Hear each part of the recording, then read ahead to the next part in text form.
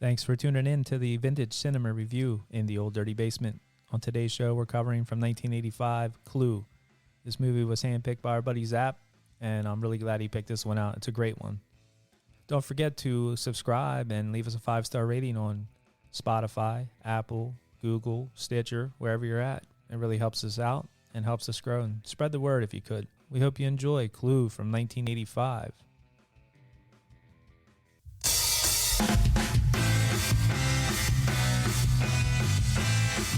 Hey, this is Matt. And this is Dave. And welcome to Vintage Cinema Review.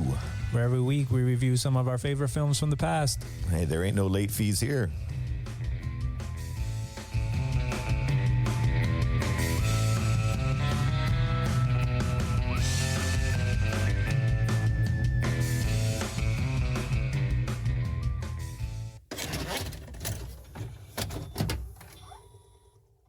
Hello. Hey. Hey, what are you loading up there, Zap, in the V.C.R? Yeah, Zap got the V.C.R. today. Oh, yeah, man. Thanks for letting me take charge of this old dusty beast. We got a classic gem coming up today. We got Clue. Clue. Love this movie. 1985, this came out. I remember seeing this when I was a kid, and I loved it back then. I just watched it last night and still love it. It's a funny murder mystery, and it is kind of kid-friendly because it's so goofy, but not really because it's kind of sexy.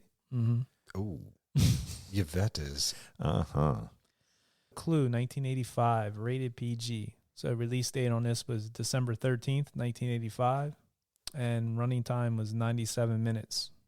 It was directed by Jonathan Lynn and produced by Deborah Hill, who also was writer and co-producer on, do you guys know?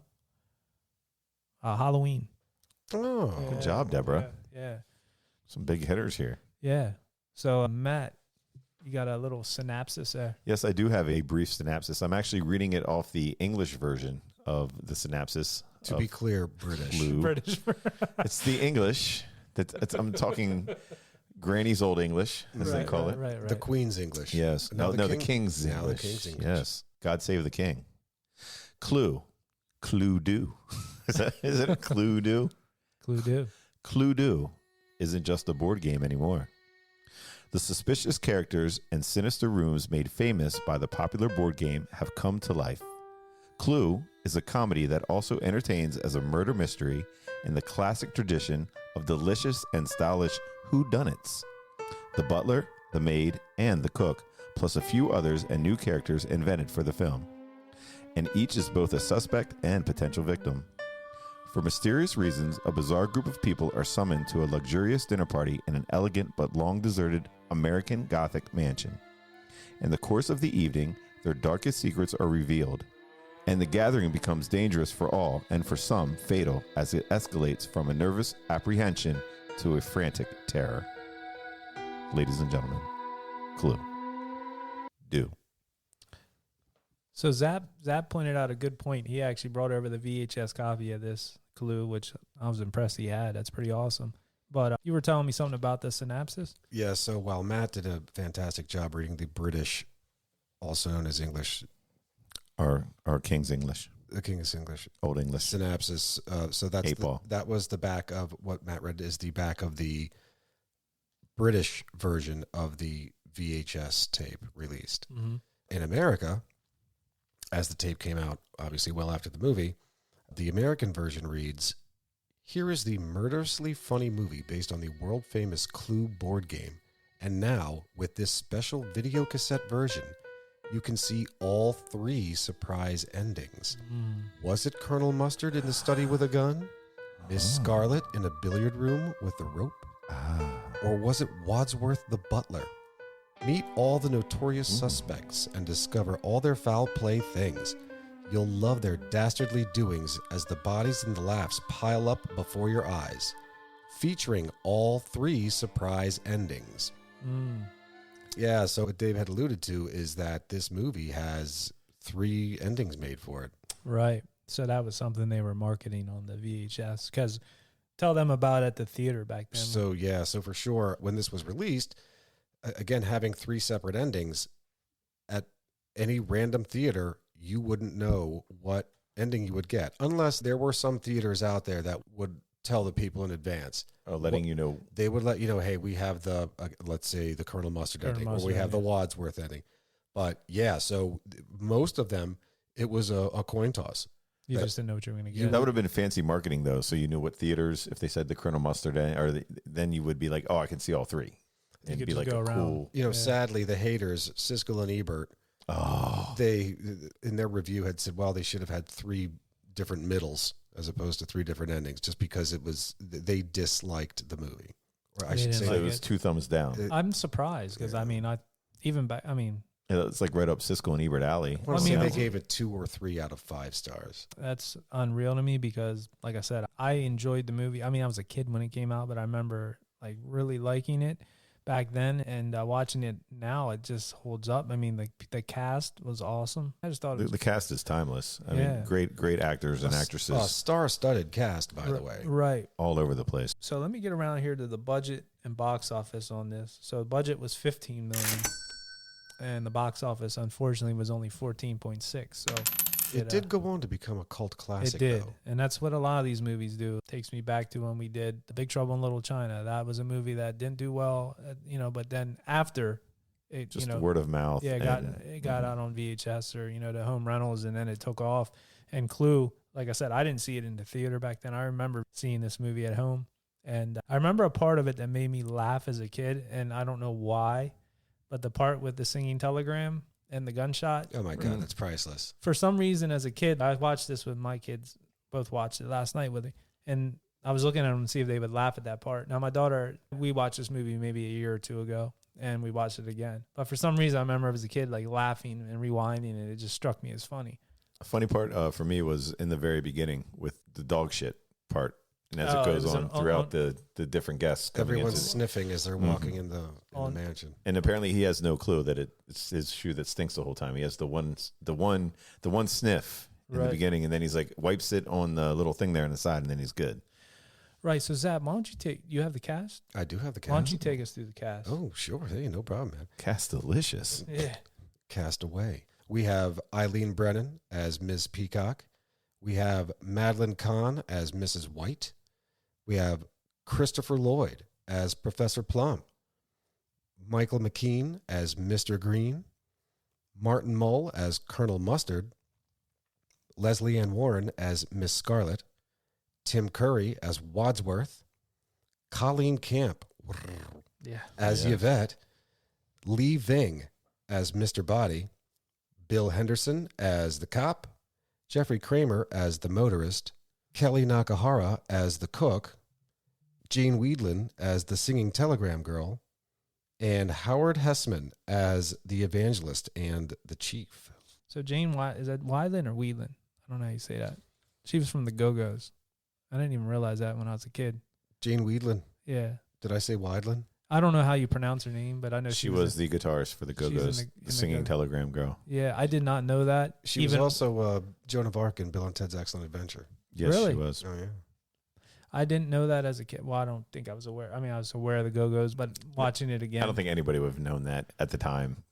Right, but even watching this a year ago, I didn't catch it. But, I mean, it is a small part and quick. I didn't catch that. Unless you're, like, really into the Go-Go's or, like, watching the videos. No, but, yeah. I mean, I guess Belinda Carlisle would be the one that'd be most recognizable. But, yeah, I thought that was pretty wild. And then also with this Lee Ving from that band Fear, like, I'm aware of the band. I wasn't really too aware of a lot of their, but listening to a couple of their songs. Like Mr. Body. Yeah. He's a Philadelphia native. Oh, for real? Yeah. Okay. Hometown. Well, not hometown. Not hometown. Close enough. Pennsylvania guy. Yeah. That's Pretty close, though. Yeah. But, those are two musicians that I didn't know up until researching this movie. I wouldn't have made the connection. You know what I mean? I did know there's a good documentary called The Decline of Western Civilization. It's about, like, punk bands and all that. And Fear is one of the bands in that. And it's like it's Black Flag and it's Fear. And there's a bunch of these like early punk bands. And seeing him now after just watching that documentary, I did recognize the face then. And then when I read through the cast, I'm like, oh, there it is. Yeah. So put that together. But it's a good documentary, by the way, if you're into that type stuff. Yeah. So what else you guys got? Just for you guys, why do you think this movie is so timeless? Like you keep saying, like Siskel and Ebert gave it 2 thumbs down.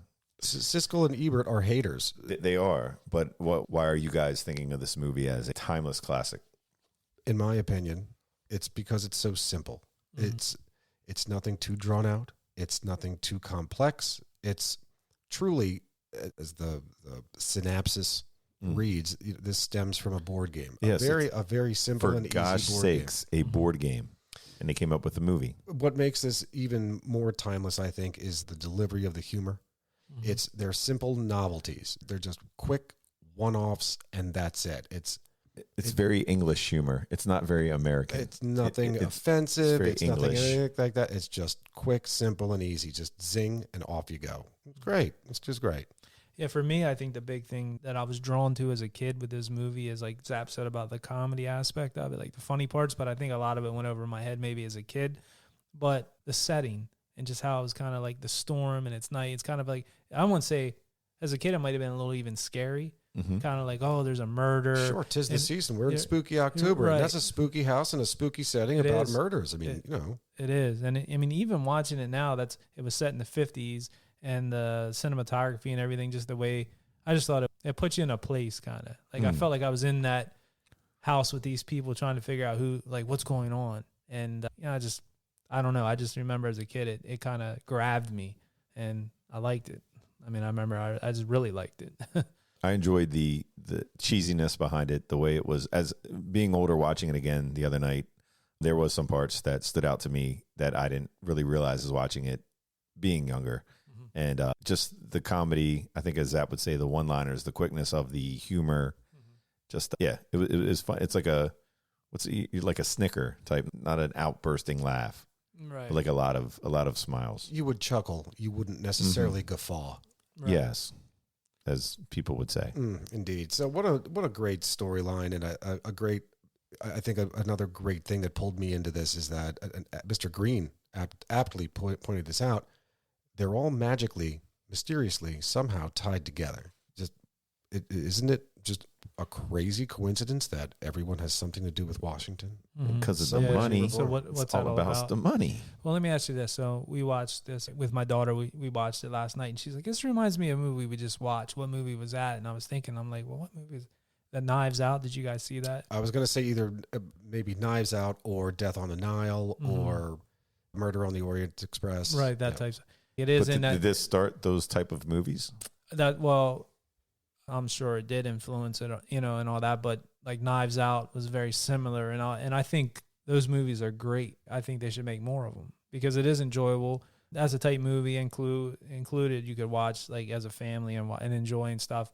But I always like those mysteries like that. And actually, they're talking about remaking this. I don't know if you guys read anything about that. That was a few years back, but they never really pulled the trigger on it, did they? I did read that, and they were looking to remake this as much as 11 years ago. I think discussions had started, and the first discussion flopped, or just fizzled out. The second iteration fiddled out, and I think they're on their third potential iteration. I think Ryan Reynolds is somehow associated with it. So this is one of those, and you will hear me say this often. I can't stand when Hollywood remakes movies. It's not going to be the same. No, I agree. And I did hear that. That's what I was going to ask you because I heard early in 2022 they were talking about this with Ryan Reynolds. But it's like, why not do something similar, but like Knives Out, like a mystery and all that? I mean, that was very similar when I think about it at a house. And I mean, it was a little bit more of a cast involved with that. But yeah, I remember enjoying that as a kid and still enjoying it as an adult watching it. But you're saying a lot of the 80s movies, we were talking about the remakes, it'd never be the same. But I don't know when I mentioned a few weeks back about Planes, Trains, and Automobiles, when you mentioned that earlier in another podcast on the true crime, they were saying about Kevin Hart and Will Smith. But I think after the slap, they kind of put that on ice. The kibosh on it. They wanted them to redo Planes, Trains, and Automobiles. It's sad. But you can never redo that. That would hurt. So do you guys want to get into the facts on this? Go for it. People like all the facts and whatnot. So there was, like we talked about, the rumors of the Ryan Reynolds remake. Some of the furnishings in this movie were from the estate of former President Teddy Roosevelt. I read that. Yeah, did you guys? They were donated or given to them, or I don't know. I guess probably donated to them they probably had to give them back on loan. What's that? Yeah, on loan. Yeah, it's like, hey, you can keep my 200-year-old painting. That did not happen. No. They're like, here, take some of this. We'll take it back when you guys are done with your little project. So like, rich people call stuff like that. The projects? Yeah, no, little project. Jeffrey Dahmer lived in the projects. Very true. Right. Very true. So there was a fourth ending with Wadsworth being the killer or being the murderer that they were talking about working on. That is also true. Yeah. He ended up, so if I understand, if I read correctly, so Wadsworth is the one that basically did all murders. And not only did he do that, at the end, he alerts everyone, I also poisoned all of your drinks. So they're all going to die. You're all going to die. Wow, I didn't know all that. Yeah. So not only are you all going to die, I'm going to lock you in this house and I'm going to run away. So as the cops, if we all think of any of the endings, any of the three endings where dude from WKRP in Cincinnati. Yeah. Howard Hessman. Is that his name? Howard Hessman. Howard Hessman. Yes. Also head of the class. Yeah. What was his name? Johnny Love or something like that? Or on WKRP? Johnny Fever. Johnny Fever. That's what it was. Yeah. Cincinnati, WKRP. So when Johnny Fever comes in with his trench coat and he alerts everyone that the cops are here and blah, blah, blah, in this fourth ending, Wadsworth runs around, locks everybody in, somehow makes his way out a window or locks everybody in from the outside, something. Makes his way to a police car to drive away since all of the other cops and all the guests are inside. As an ironic twist, he ends up being attacked by dogs that are sitting in the back of the police car. So this is the same guy who chained up and tightened up and threw some stakes at the dogs in the beginning and ended up stepping in a pile of their shit. I caught something watching the movie, but maybe I didn't see it right. So in the beginning, there's German Shepherds that are out, like in the, at the entryway. The two German Shepherds at the entryway. But then later, when Mr. Body goes to run, goes out to like the sunroom area or whatever you want to call that. The Doberman Pinscher. It's a Doberman. Yes. Yeah, so well, there's dogs all over. That's why I said, go ahead, break the window. It's just a window. So they got all kinds of dogs in there. I didn't know. I just saw that. I'm like, I thought it was German Shepherds out there. But I think they had to add something in to be like, why I can't break the window. So they said there's a crazy dog out there that's even more vicious than the dogs in the front. Gotcha. So let me see. You guys got any other facts? You got something? What do you got on there? Factual. Actual. Here's an interesting one. Carrie Fisher she was originally cast to play Miss Scarlet, but that was a very. They're going to make her go to rehab, so she said no. And so that's actually what kept her from playing the part of Miss Scarlet. She had to go to rehab. Did you read about Yvette? Like all the ladies that wanted to play that part? No, do tell. Yeah. Madonna. Yes. Was one. She was up for that. She was up for that role. Okay. But they said Yvette came in who was the actress on that? That was Colleen Camp. Yes, she actually showed up in that outfit pretty much. And they were like, this is the girl. For damn sure that's the girl. But it was Madonna, and what was the other actress? It was Demi Moore. One of them. And I had them here. Yeah, there was 2 or 3 that were big names. She looked better after she had work done. Demi? Yeah. Like the Charlie's Angels years. Not necessarily the One Crazy Summer years. I thought she was cute one crazy summer. Cute, but we're looking. Cute, yeah, but this has to be voluptuous and just a sex pot, and that was, and I stress, was Colleen Camp. I've seen her recently because she does not look Colleen Campish. She's 5 Colleen Camps in one. Yeah, it was definitely Demi Moore, and then there was a third Madonna. There was I don't see it here, but do you know who was considered for the role of Wadsworth? Another person that was considered. Sting. No. I saw that there were possibly 2, but I can't recall their names. Yeah, so the one that I have here is John Cleese. Oh, well, he ran with this group. Oh, I didn't see that one. Cleese ran with this group though. He was considered for the role, so I could picture that. Yeah, I could picture that. Would be easy. Yep. Yeah. Easy sub. Yeah, we talked about the endings, how they were shot and shown at different theaters and whatnot. The color of each character's car matched. Yeah. So that was a pretty neat fact. I don't want to say so funny. Why is the car stopped? Because it's scared. That was a good line. I enjoyed that. Dude, that guy was a perv. Wait, which one? Professor Plum. Oh, yeah. So he picks up Miss Scarlet on the roadside, right? Okay, sure. What a coincidence. We're going to the same place.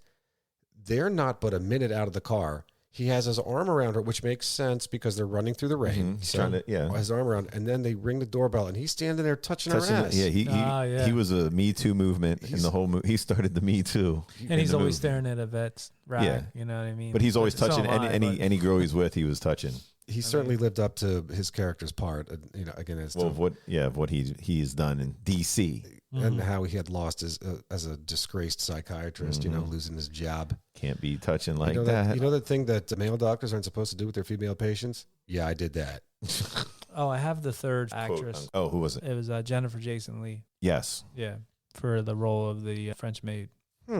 So this would have been after Fast Times and all that. So she would have been like early 20s then. She was 19, I think, in Fast Times. Yeah, she was young in Fast Times.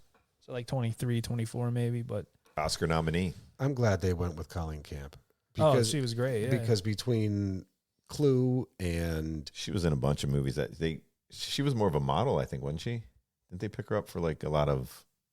Was she? Like Estee Lauder and shit like that. Estee. Between Clue and Greedy, I mean, she was hot. I mean, damn hot. Now, again, we fast forward to recently. There's a movie out there, The House with the Clock in Its Walls.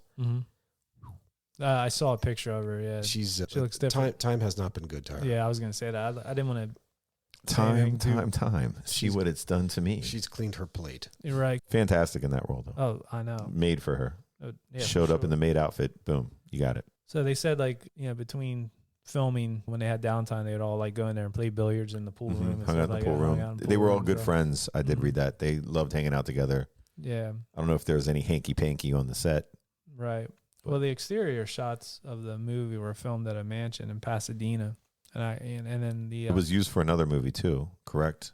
I think it was later used in Dynasty. That's as a hotel. That's what it was. It was actually the interior shots. They set up like stages and stuff with all the interior shots, and that's what Dynasty, like you said, yeah, they used it for that to film it. But yeah, that house was like impressive on all the woodwork and all that. Oh my God, I remember seeing that as a kid, thinking, "Man, I want that house. I don't care what I got to do. I want that house when I grow up because that's just a cool house." I didn't even think it was real when you saw it in the beginning with like the fake like lightning and then it, you see this house up there and like, wow, that's a huge house. Yeah, it's suspended disbelief there. No, for sure, but it is an impressive house, and they just don't build them like that anymore. And even that set, I mean, it's not done like that anymore. Nope. No, I mean, you sound like we're 90. No, but I mean, this is in the 50s, and you figure that house is probably how old and stuff. Well, it's supposed to be how old, but You're doing math. Yeah, but yeah, for that, it wasn't too old. So as we know, the movie, the setting of it is New England, and it's along Route 41. And there is a real-life Route 41. So it spans a section of Connecticut and Massachusetts through there. We mentioned Hill House in another movie. Oh, that was in Night of the Demons. Yeah, you're right. The same Hill House. Yeah. Not the same Hill House used in there, but there was also another Hill House in a movie. Right. So according to this, if that's what they're saying, it's in either Massachusetts or Connecticut. Is where the house is. They don't really tell you exactly what state. They just say. I haven't a clue. Yeah, nice. Not a clue. A detail that likely needn't be conveyed to the audience is it, just didn't matter. Right. It doesn't matter. Yeah. I like that again. So this came out in the 80s, 85. So it's set 31 years earlier, 1954. So one of the characters in this is, of course, Mr. Green, as played by Michael McKean. So Michael McKean, if you're watching the reruns, you would have seen him as Lenny, as part of Lenny and Squiggy from Laverne and Shirley. You certainly saw him in Planes, Trains, and Automobiles, which you just recently mentioned. I fancied him in Little Nicky as the chief of police. But all of that aside, in this one, he played an employee for the State Department who was actually a closet homosexual. So he was being blackmailed. Thank you, blackmail. Because you can't, back then, you could not be gay, semicolon, you could not be gay and work for the federal government. Oh, really? So there was this, at the time you had the McCarthy hearings and the this, that, and the other thing going after the communists. You also had what was called the Lavender Scare. So the Lavender Scare was the federal government's dismissal of gays and lesbians from employment. Again, very similar to McCarthyism. Like they just did not want, they were deemed bad employees or a bad influence or something basically un-American. And yeah, that was the Lavender Scare. What's, maybe interesting or sad in some cases, that wasn't rescinded until 1995. Really? Interesting. Yeah. The Lavender Scare. The movie was very the very political, like you would say, socialism or something like that, and it was. That's right, Wadsworth. Yeah. That's great. He's Mr. Body's blackmailing me, says Wadsworth, because we were deemed we hang around with socialists. Which I thought that was funny. So there were 4 Oscar nominees in this movie. Do you know who would take a guess? Without Tim Curry was one. I'm sorry. Is the question they were nominated for Oscars for this movie? No, just saying in general, there were 4 Oscars. Tim Curry is one. He's not. He is not. No. Christopher Lloyd. He is not. What? Wait, what? Martin Mull? He is not. What? Colin Camp? Nope. That would be Yvette, and I would give her an Oscar for this movie. No, Jeffrey Kramer. Nope. He was Brody's deputy in Jaws. That's right. Yeah. So Jeff Kramer played the motorist. Oh, shoot. Michael McKean has to be one. Yes, Michael McKean. For what movie? It doesn't say what movie, but it's Eileen Brennan, Madeline Kahn. Madeline Kahn was a big actor. For sure, yeah. And Leslie Ann. Now, Madeline Kahn, she married James Kahn. James Kahn. Were they married? That would make sense, right? That's an interesting question. You might need to finger box that one. Yeah, check that out. Because I was thinking about Jimmy Kahn, and I was like, I wonder if they were married or if that was just by chance her name. You know what I mean? Just had the same name. Madeline Kahn was such an incredible actress. Just incredible. No, she was not married to James Kahn. Okay. It's just a happy coincidence. Just happen to have the same name, yeah. Who was she married to, though? Well, I don't know. Actually, they're spelled completely different. Madeline Kahn's with a K. A-H-N. He's C-A-A-N. Oh. C-A-A-N. I would have caught that. Yeah, Madeline Kahn. I didn't even bother looking. I'm looking right at the goddamn name, and I didn't even think about that. I didn't think about it. Yeah, her husband was John Hansberry. I don't know that cat, but Hansberry. So, what else you got, guys? Got any other facts or anything? Or you just want to talk about more about the movie and the script and all that? Or? We can get into the movie, I guess, and then talk about some parts that we have as we go. Right. So basically, like I said, the movie takes place in the New England states. And, 1950s. Yes, 1950s. And we have Wadsworth, who we think is Wadsworth, is having all these strangers show up. But they're not all necessarily strangers. Some of them kind of recognize each other. Well, they say they're showing up, for Mr. Body's party. He put out the invitation. Right. They are of the assumption that Mr. Body sent it out, but it's actually sent by and signed by a friend. Each person's letter. I got you, yeah. Everybody's showing up. They're here for a dinner party. They're here to put to rest a very long-standing, uncomfortable relationship, which is, again, them being blackmailed. All of them. So as they just so briefly meet one another, and, we as the audience meet these characters, each one is just so unique, special, distinct. There's no overlap.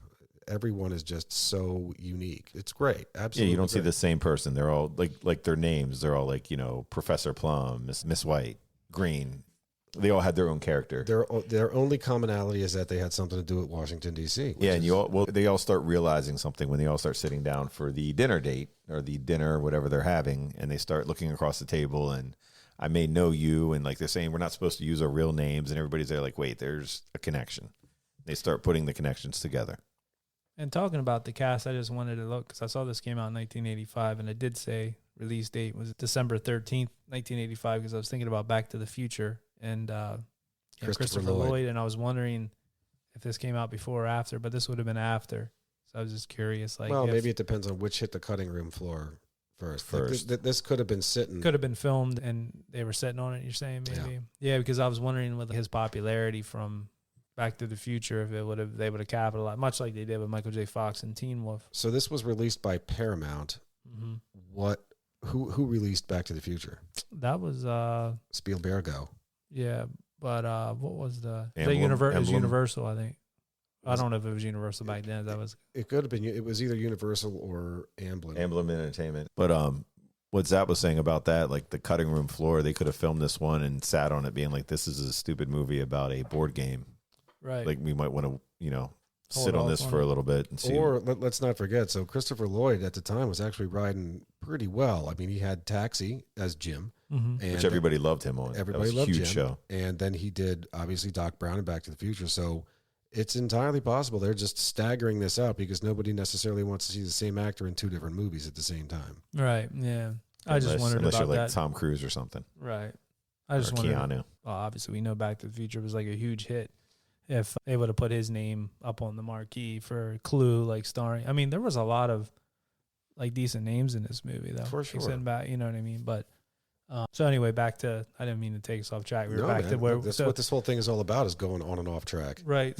So they're showing up to this huge mansion, and Yeah, we're there. We're sitting down for dinner now. mm-hmm. They're starting to realize everybody has some kind of connection. And then Wadsworth starts, explaining some more, correct? Or, Yep, that's exactly how it works. That's Mhm. exactly how it worked. All the while, Ms. Peacock is sitting there just shoveling in those chilled monkey brains. Yes, Right. but how does she know about these chilled monkey brains? How can they be her favorite?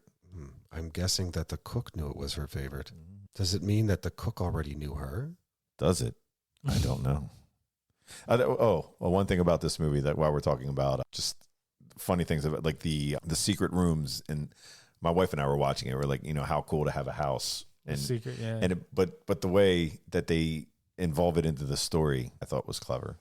Yeah, well, Yeah, they there said had all- to have been secret rooms. they Or said else it all would have never those- happened. They said all those secret hallways lead to the same places they do in the game. I guess it's all Yes. modeled out there. You know what I mean? Right, So like the everything's- conservatory Mhm. connects with the billiard room, or the connects with the whatever, like the opposite corners on the board game, which I don't have in front of me. And to be Right. honest with you, I don't remember the last time I played Clue, the board game. This makes me want to like I played Clue, Try honestly, it again. within the last 2 or 3 years I played Clue. Yeah, well, we played it. We have it. I want to say definitely during like the COVID, Yep. oh when you're just okay. rifling through racks and stacks of board games, Mhm. passing the time or doing whatever.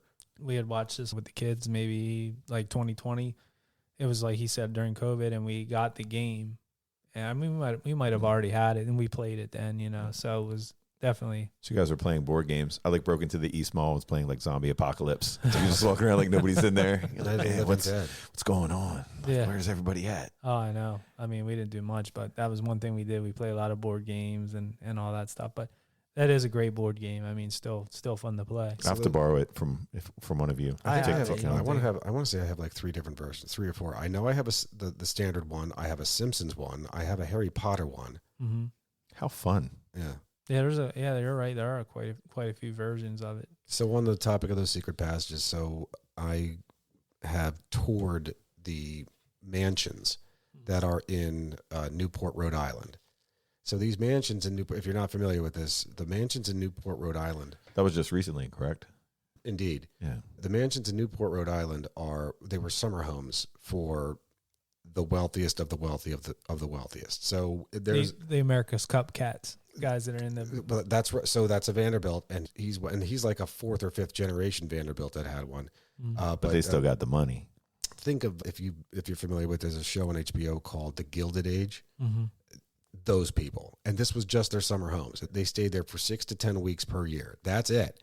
In houses that, so as a for example, one of these houses is 50,000 square feet. Jeez. That's one house, dude, Yeah. with a ballroom. So try to envision this. Just think of like the Von Trapp family house from The Sound of Music, right? Mm-hmm. Those, but bigger. That's crazy. Unbelievable huts. Now, Just did you unbelievable. did you go into these homes? Absolutely. Like, wow. When these wealthy people have these houses at the time, think of, if you're familiar with it, think like Downton Abbey. So you also have a slew of servants who live there. Mm-hmm. Your butler, your valet, your maid, your day maid, your night maid, your whomever maid, your cooking crew, your groundskeepers, 30 some people in each one of these houses. So while that was the style at the time, and while that was easy to do back then, it's not as easy to do now. Mm-hmm. So as again, time goes on, you just think of one patriarch of a family that might have 4 kids. Well, now his fortune that he was living on in his hut is now split between 4 people, and they have each 3 or 4 Got to kids. split that up. And it just keeps going and going and going. So it becomes where it's certainly not cost effective. And at this point, the idea of cost doesn't matter when you have that much money, but it now becomes cost prohibitive to maintain this house. So as these families would, again, they pass down generation to generation, instead of selling it, they would ultimately just donate it to a preservation society, and it was a win-win for them. It's like, look, tax write-off. Well, no, we've had generations worth of use out of this house. Somebody else has to deal with it. Somebody else has to deal with it, but yet our name will never leave. Yeah, it still lives on, and people will, as people are touring this, and they will always know that, oh, this was the Vanderbilt house, or this was the Rockefeller house, or the you name it house. So I tell you all of that to get to every single one of these houses has those secret passages. Oh, wow. Every single one of them. That's a real thing then. Well, for damn sure. And this was built with purpose. So Wasn't it for the help in some way? Correct, Matt. Yeah. It was done so the servants could move behind the scenes and nobody would have to see you them. don't got to see them. Like Disney World. Correct. That's exactly it. Exactly like Disney World, which has that underground, the whole catacombs There's down a there where city. everybody's running around. Same thing in these huts that you have what you think is the outside wall, but it's why so many of these walls are so damn deep. It's so the hired help can move around behind the scenes. Wow, I was not aware of that. I don't have any of those at my house. I just figured it was like something they made up for the game or for the movie, you know, not really thinking it would be like something that they would really have. It also So- makes for a cool as hell panic room, I guess. or Yeah, that's what I was. escape My next room. thing was Escape to room. talk about panic room. Like if you're getting robbed or something, you can go in there and kind of hide, and they'll never. Not that it would never find you, but it'd be a little trickier because you're not knowing where they lead and everything else. That was a fun part of the movie. that- I think that's what we were getting at. It's just- Yeah, yeah. that was interesting though. So back to what you were talking about with those houses, they don't really. You can't stay there. You just can tour them. You're definitely not sleeping there. You can't like rent out a room in there or something like that. Well, so there are people, some of them have weddings there. Mm-hmm. Some of them are used for weddings. Like there's there's a bunch. A couple I can think of, one in particular is called the Marble House. Mm-hmm. So when I say it's the Marble House, it's called the Marble House for a reason. Like all walls, all floors are clad in marble. Wow. All over everything, period. So the acoustics must be tremendous. So you're talking ceilings that are like 100. It's not 100, but they're ridiculously 40 feet, 50 feet. Huge. Maybe huge. 30 feet ceilings would be, yeah. I might go even for. I'd say closer to 50. 50? Wow. This is such mind blowing architecture. And just one more time, one family lived Lives there in and all of for that. 6 to 10 weeks. They're not just even to using chill. it per full year. time. That's right. Not even there full time. Hmm. Honestly, it's worth a drive. It is worth a drive. It's a 6 hours? 5-6 hour drive, closer to 6 hour drive. Mm-hmm. Worth it. Totally worth it. Newport's a fun little town. It's cute. It's touristy, but And that's where the America's Cup, right? On that there. that I'm going to say, well, I would have to say, yeah, because that's where dude did it. Did you watch the document? Not, we are off track, but we're We're not. way the hell off But track. Yeah, we are we're- talking about these mansions, and it's in that area. But there was a great documentary on that. That dude on that beat Australia. Yes. Yep. Yeah. It just made me think of that town. But yeah, I don't know if the cup. So I guess to bring this all back together, I don't know if the cup was held there, but Mhm. I know that the dude who won the cup back from Australia mm-hmm. had a summer hut there. That he Summer. later a summer house that he later donated to obviously this historical society who now maintains it, collects your money, to Old go tour money. it. Yeah. So how do they make the money from the tours? So Oh, you yeah. you pay okay, I Yeah. gotcha. They're just not letting the homeless and whomever, Tom, Dick, and Harry off the street just walking through there without grabbing some money first. Right, yeah, I gotcha. But that's a cool fact, man. I was into that. I knew nothing about. Yeah, we that. could do a whole Secret nother Yes. whole nother show podcast on that. Yeah. Yeah, secret passages are badass. Newport, Rhode Island houses, secret passages. Man, there's whatever kind of money. If you've got secret passage money, you've got big money. You got big money. Yeah. I mean, like I always say about these movie reviews, though, like we always say about we're getting off track. If you're listening, you've seen the movie, so we're going. We're just we're going adding. We're going through the movie, and usually we have a lot of facts or whatever. I don't think there was as many fun facts on this movie, so there's a lot more stuff we can kind of fill in and talk about. But that's actually a cool fact because people probably look at this house in this movie and think like They think it's made up for the board game. Who's living there? Yeah. Who even has a house Yeah. like this? And I don't know square footage what that house in Clue was. I mean, what would your guess be? Maybe 25, 30,000? I don't know. Was it as big as the ones you've seen? I would so from the outside picture at the creepy night scene, the spooky night scene, lightning is striking. Mm-hmm. I would say it's comparable. I would definitely say it's That's comparable. close. Okay. But now this is a big but. the inside or the perspective of the And inside I cannot lie. that you're Cha-ching. the perspective of the inside of the Clue house Mm-hmm. is nothing like the perspective Of the outside. of the yes, and I'll say that two different ways. That perspective inside does not match what the outside makes it look like. Mm-hmm. It's very tight. Equally, yeah, and equally that inside is dwarfed by the real deal life-size actual stuff that happens at these mansions up in Newport. Right. What you see in the movie, it's even on a grander scale. Yeah. And I guess, they had to keep it tight because it's, you want to keep all these people together. The idea is to keep people close enough so they're not sneaking off and doing something someplace. So you could see, and you have to pay attention. And thank you. That's a great segue. That's one of the best parts of this movie is that, especially in the VHS where you get to see all three endings, when you look back, if you're watching this the first time and you look back and say, oh shit, I missed that part where of the 10 or 8 potential characters that should be in this scene, there's only 7. The first ending where Tim Curry says, well, they weren't in the first room where the gunshot.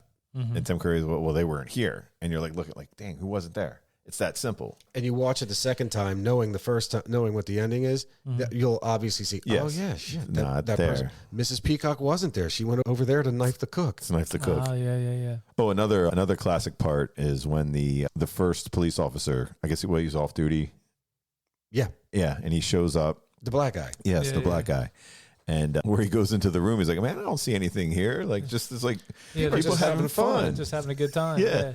And they're The dead. yeah. So 2 people are dead. That guy. So Miss Scarlett knew who that was. She had been bribing him Mm-hmm. to, turn the other way when he was walking his beat, knowing full well that she was walking by her own little house of ill repute of ladies of the night.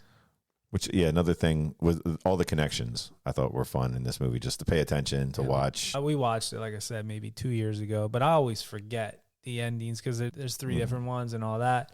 And so watching it back, I didn't even catch, like he was saying about now, if I watched it again tonight, I'd probably catch it because I remember watching it fresh in my head. But the parts where people are missing out of a room. I watched that movie. I got to tell you, I watched that movie probably at least just to keep it, because I love it so much. Like I'll watch it at least once a year. And it's not because I come across it. I will seek this one out. It's like, Right. well, you know what? It's one of those nights I could really go for Clue. Or 'tis the season, right? We're in Halloween. Man, I could really go for Clue. So it's very serendipitous that we happen to be talking about it now. But with that, I still to this day will look at each one of those scenes where something ultimately goes awry. And okay, which one's missing? Because like a year goes by and I'll forget. Yeah, you Again, I forget. can't Just to see remember again. fucking last week if I'm lucky. So that's what's tough for. I will say one thing too: the music in this was great. I like the soundtrack, like the music they used for like I thought, At the 1950s, yeah. and the one they always played on the record player. And But that part, but just even the theme music that they kind of use, that dun, dun, dun, dun, dun, dun, dun, dun, that stuff. I just thought it was like the orchestration, Yes, the yes. orchestration, the good word. score, the score versus the random soundtrack songs.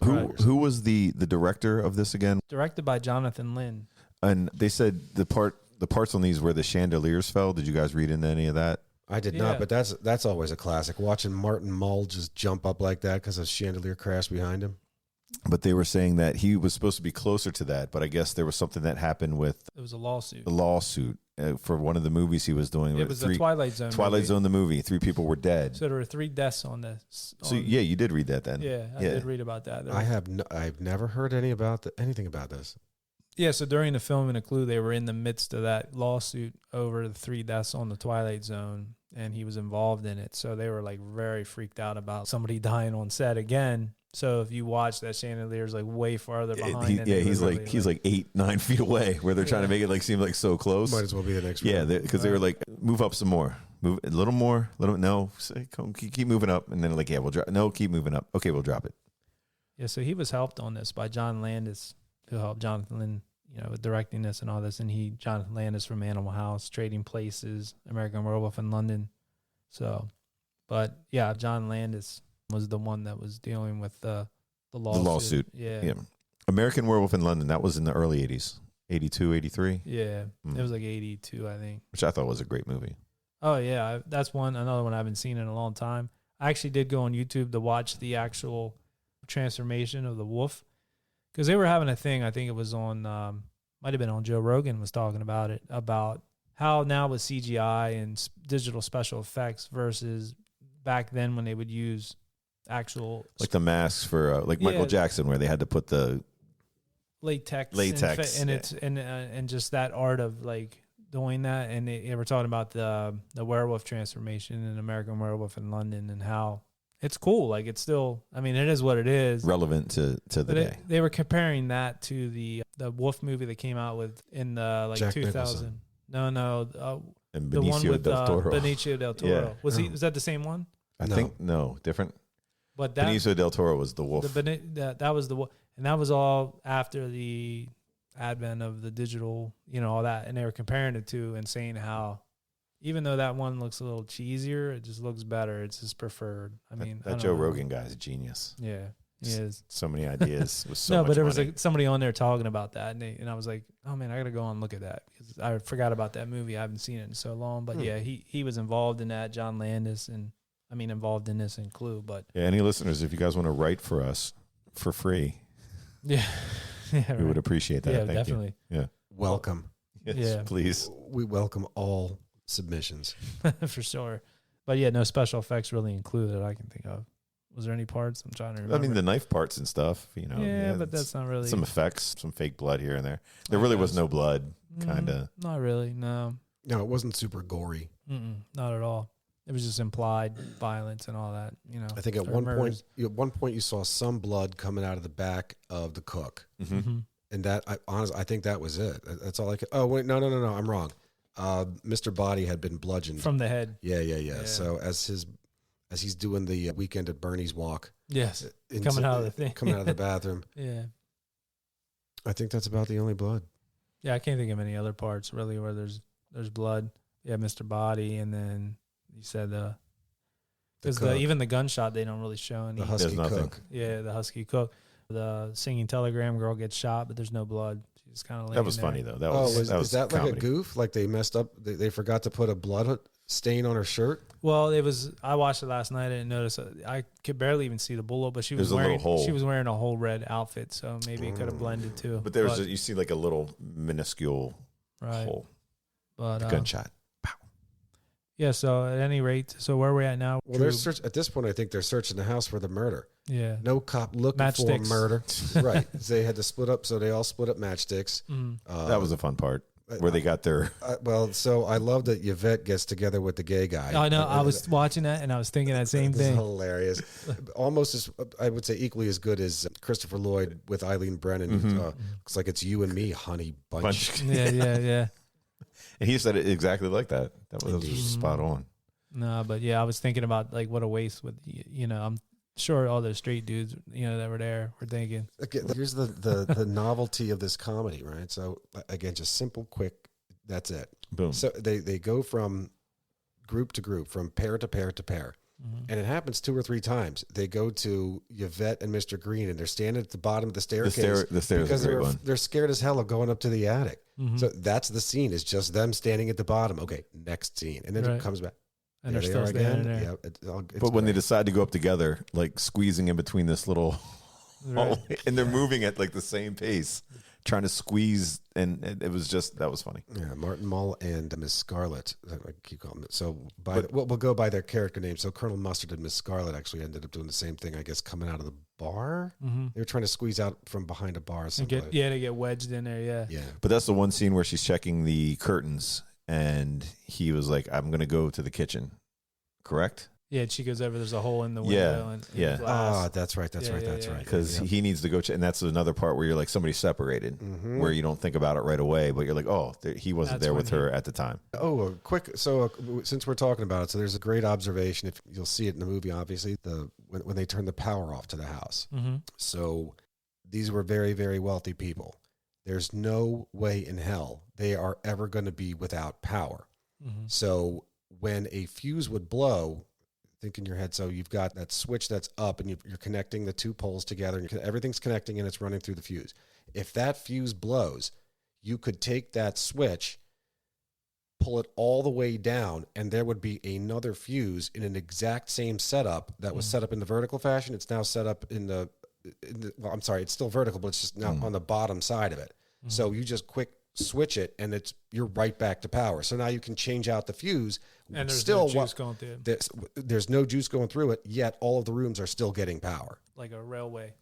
You're changing rails. Essentially, but you're not stopping. But it's never stopping. Yeah. That makes sense. It's exactly that. It's genius. Whoever the help is comes and so you can never really trip it and lose power. It's Correct. just always going to. Well, you only trip and lose power as fast as you can get somebody down there to flip that. Yeah, because they're not running down there to do that. Yeah. This was before the concept of breakers that are just, and it's done. This was actual fuses that somebody had to replace. Man, house be tripping. So it was a good little flashback to be able to see that in motion, that single throw. No, double pull? Single throw, single pull. Double pull, single throw. Single throw, double pull. So up or down, it's on. Yep. Unless both fuses get blown by chance. Right. And that's, man. Heaven forbid. You lose your job. Somebody must have had their boom box plugged in. Right. Their ghetto blaster. Right. You're in trouble. Yeah. That's not cool. The ones up in Newport, Rhode Island are double pole, double throw. This is a double pole, single throw. Clue. Yeah, one lever. Because it was one lever, but they only had one fuse. Right. So if it's up, it's on. If it's down, it's off. So you're killing the power. Right. In Clue. In the other John, if it's in the middle, it's off. But up or down, it's on.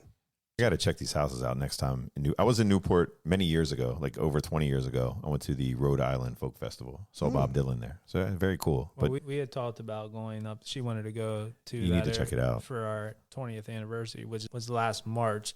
And she wanted to go not necessarily that area, but like Cape Cod and do something up there, a short weekend or something. But just because of the weather at that time of year, it's kind of like, let's just do it another time, maybe in the summer, or not necessarily even the summer, but just a nicer time than March because you could still get snow. But it's a cool fact. We should head up there and film Clue too.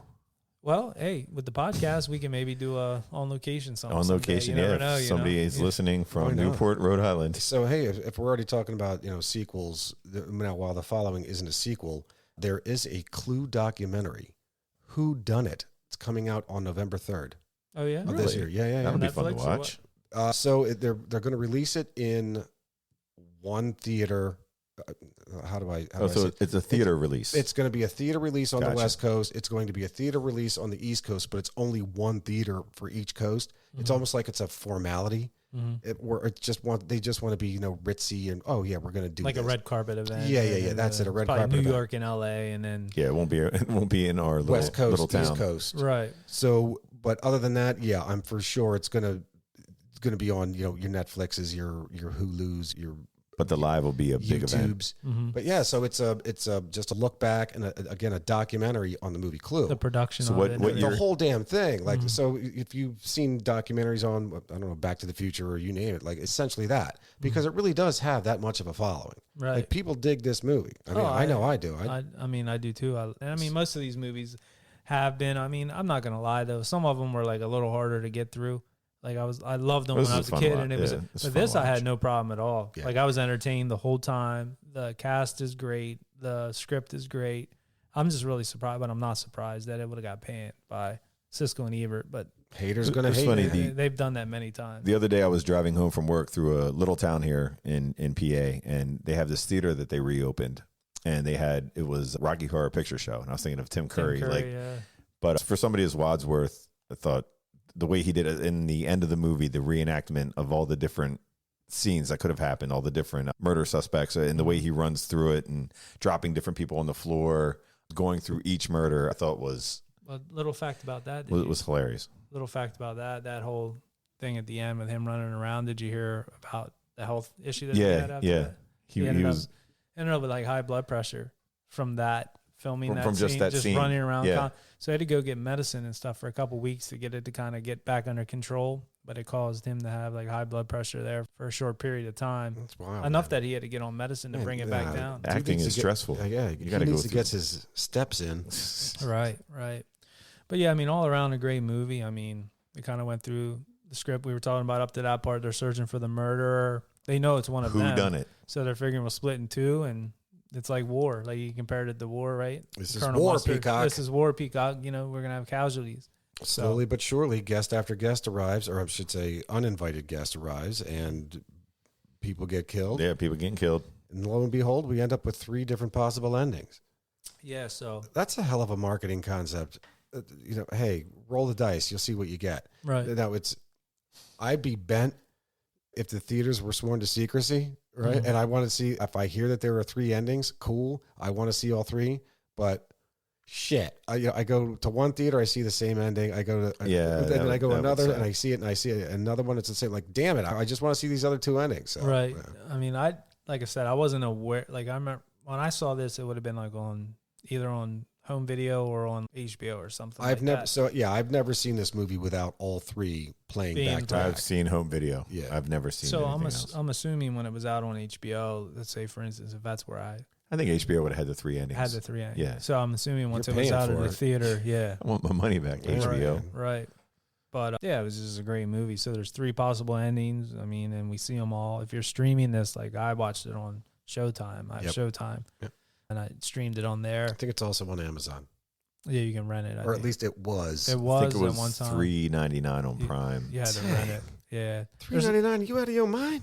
That wasn't that bad for $3.99. There's a lot of movies like that if I checked a year ago, they're free on Netflix. Like Goodfellas was on Netflix, like maybe a year or 2. Now I have Goodfellas on Blu-ray and all that, so it wasn't a big deal. But we went because we reviewed it, and I wanted to watch it again. I'm like, oh, we'll go on it. Netflix. It's not on Netflix anymore, so I had to just pop in the Blu-ray and watch it. But some movies go and come and go. It's funny. Some of the movies that we pick up is usually like you have so much free streaming, and you guys, it's the one that costs $5.99. So I was just gonna. I swear to God, I was just gonna say something like talk about that. So again, I got every goddamn channel except Cinemax and Hits. Showtime, I don't think I have. That's it. I don't have any of the Cinemaxes, and I don't have something called Hits. But I got every other goddamn channel that Comcast offers. Mhm. I make it a moral imperative. It is a moral imperative to never, ever, ever, ever, ever pay for any additional movies. I just can't bring myself to do it Right. because I'm paying through the nose right now for all of these other goddamn channels. Mhm. If there's something I can't find on all those channels, now I really got a problem. Like Right. I'm doing a soul searching here. Like shit, I might have to just cut the cable here and start do the reading streaming. books. Yeah, or do that. Something like if I Yeah. can't find something to watch with all of these channels. Mhm. Ask a friend at work. Say, hey, can I get your password? That's what everybody that is does. the A lot of thing. people Oh, do so that. of course there's that too. So it's not just what Comcast is offering. You get the HBO. I'm sorry, you got that's already included. So you get the Disneys or the Paramounts or the Discoveries or the whatever the hell else is out there that offers these streaming shits. I mean, yeah. There's a ton of free Still streaming Amazon apps, but you Prime, just Netflix, it's right. the same. It's so the much. same.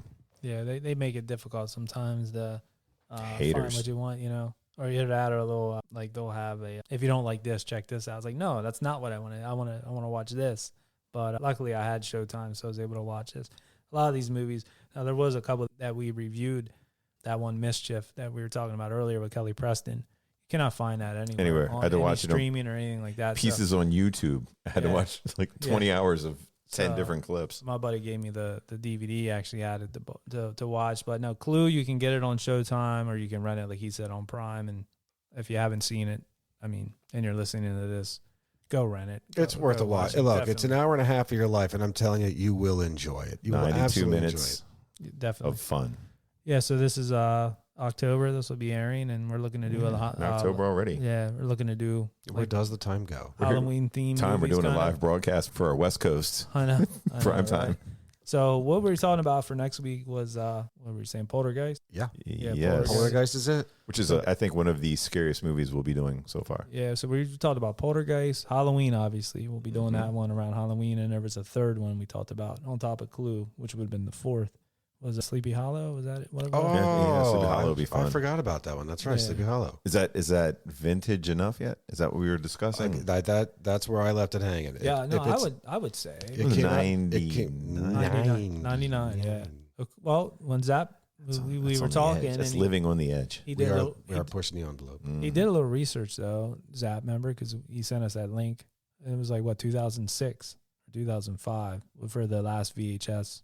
Remember Yes, we got into yeah. that So debate? I guess it comes into the question, truly, what is the definition of vintage? That's what it was. So and you're looking at this in two different directions now. Are we looking truly at what point does it cross a threshold that Once it you hit becomes the vintage, year 2000, or is it really more a matter of what this show was originally based around, or at least the thought process was something that had to have come out on a VHS tape?